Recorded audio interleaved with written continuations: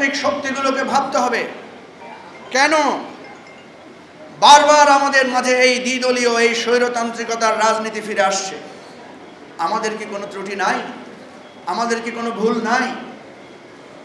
আমাদেরকে নতুন রাজনীতি করতে গেলেই আমাদেরকে জাসদের উদাহরণ দেয় সবাই।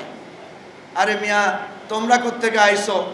আসম রব, মেজর জলিল, মান্না, এত বড় বড় ফিগার, এরাই কোনো বিকল্প রাজনীতি হাজির করতে পারে নাই। তোমাদেরকে কয়জন লোক চিনে? কি বলেন, এটা বলে না আমাদেরকে?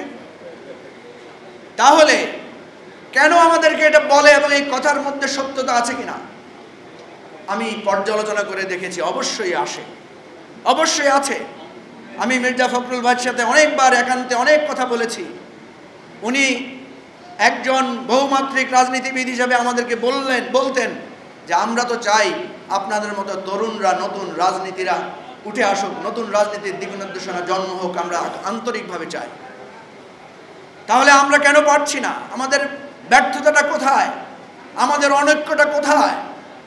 আমাদের চিন্তার জাগ্রত হওয়ার ভুলটা কোথায় সেটা আমাদেরকে খুঁজে বের করতে হবে।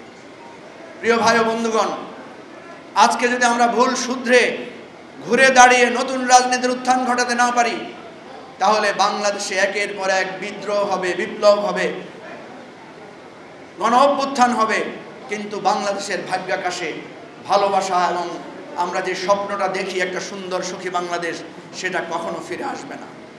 সেজন্য আমার অনুরোধ থাকবে, আমাদের আহ্বান থাকবে, আজকে যে সংকট ঘনীভূত হয়েছে, দেখা দিয়েছে, আমি বলি, জানি না ফখরুল ভাই এখানে রাগ করবেন কিনা, আমি বলি বিএনপি আওয়ামী লীগের মধ্যে দুইটা মেজর পার্থক্য আছে।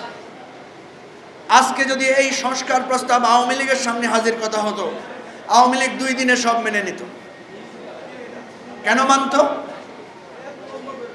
কারণ আপনারা তো জানেন, ওরা 10 টাকা সেরে চাল খাওয়াবে বলছে না, ঘরে ঘরে চাকরি দিবে বলছে। শেখ হাসিনা বলছে 65 বছর বয়সে উনি রাজনীতি থেকে রিটায়ার করবে। উনি জানে যত ওয়াদা দেয়, ওয়াদা রক্ষা করার কোনো দরকার হয় না। এই জন্য উনি 1 সপ্তাহের মধ্যে সমস্ত সংস্কার প্রস্তাবে সাইন করে ফেলতেন।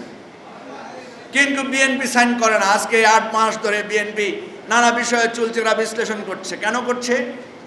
কারণ কি বিএনপি জানে যে ক্ষমতায় গেলে তাকে জবাবদিহিতার মুখে পড়তে হবে, তাকে প্রত্যেকটা ইস্যু হয়তো পালন করতে হবে। এই যে বিএনপি শুধু ভাবে যে আমি ক্ষমতায় গেলে এই দায় দায়িত্ব পালন করতে হবে, এই ভাবতে ভাবতে 15 বছর ধরে ক্ষমতায় আসতে পারে না। পার্থক্য হলো এখানে।